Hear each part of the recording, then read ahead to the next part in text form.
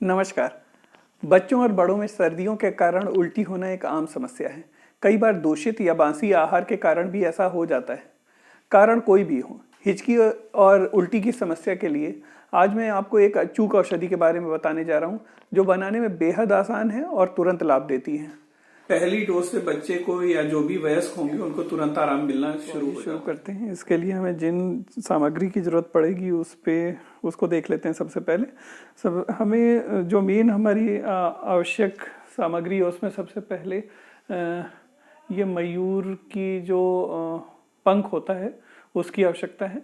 इसमें भी जो ये इसका चंद्रिका दिख रहा है ग्रीन कलर का और डार्क ब्लू कलर का, मेनली उसी भाग की आवश्यकता हमें रहती है। तो इसको क्या करते हैं, हम पहले इसको काट करके निकाल लेते हैं।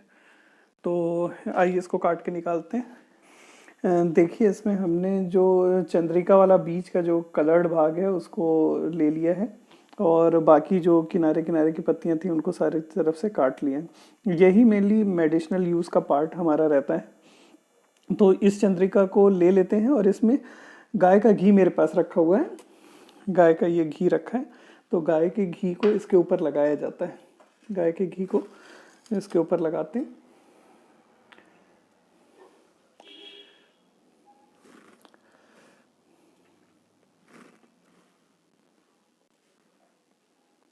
मयूर चंद्रिका है, इसको हम जलाएंगे।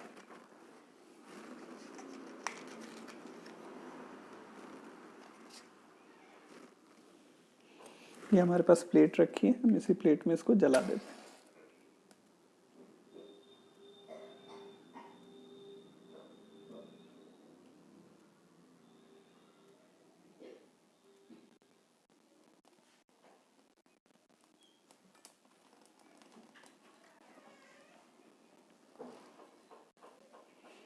देखिए इस पे आग लग गई है, जलना शुरू हो गया।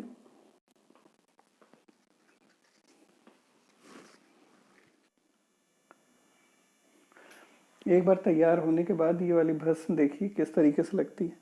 इस प्रकार से भस्म जो है इस तरीके से हो जाती है।